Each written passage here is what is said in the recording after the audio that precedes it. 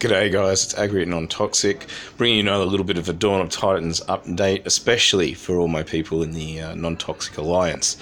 Now, the big bombshell that was dropped this week was by Drive-By Reviews, who clarified exactly what the difference between archers and grenadiers were.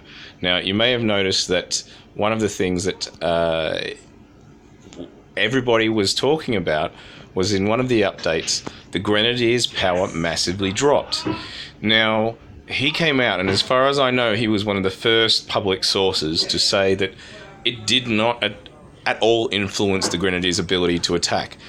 The Grenadier's strength stayed exactly the same. What this is, and we look at the Flame article there with 181, that is the damage per second.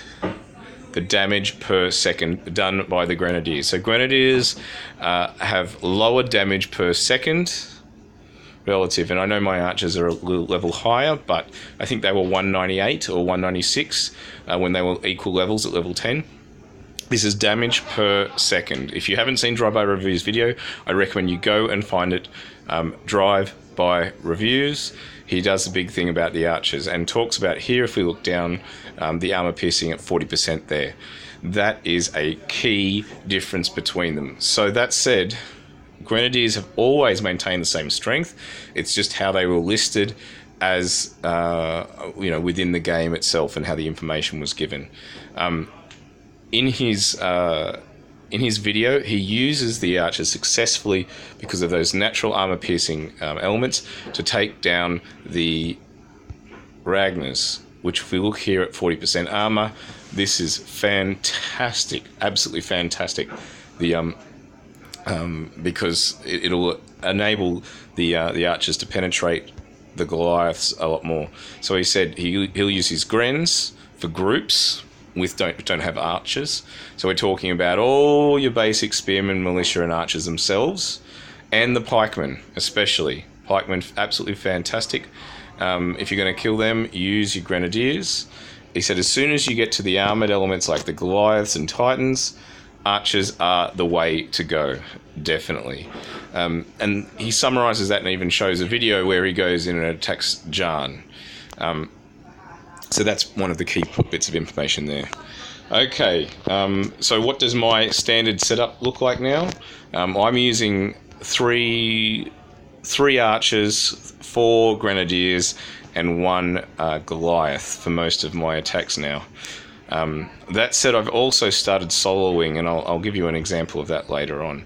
Okay, what was the other point I wanted to go over to? Oh, that's right. I haven't even had an update since we had the Titans come out. Well, I sat around for 3.5 hours trying to draw a Titan, and what did I end up settling with? I didn't get Valwen. 3.5 hours, I didn't see Valwen at all, and I took Coria.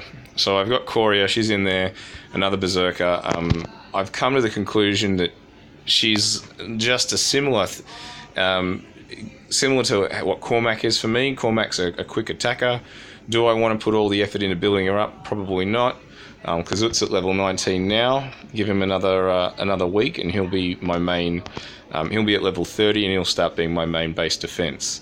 I'm slowly feeding him in there. I've also got all these Titans here. If we look through here, I've got quite a large library, a lot of infiltrators. If I get Sarkon, this would be fantastic. A lot of champions there too. So what I'm banking on is pulling a 4-star Titan sometime in the next 2 to 3 weeks, maximum month, I hope, and essentially finding out whatever niche they're in and funneling all those Titans into them. That's going to be my core goal going forward from here. That said, I'm looking forward to the next major event we'll have. There's nothing on the radar so far about when it should be coming through. If you've heard about anything, tell me, please. And that said, just keep getting out there and grinding. I suppose that's been my main aim. I'm still keeping my castle at level 13. My islands are going fantastic, pulling off so much money from the islands. and welcome to the Masters League. I hope everybody's enjoying it. And that said, if you have any questions that you want me to answer in regards to anything within the game, just contact me on the non-toxic Alliance, Agrey, Agrey, and I'll be happy to chat with you about it.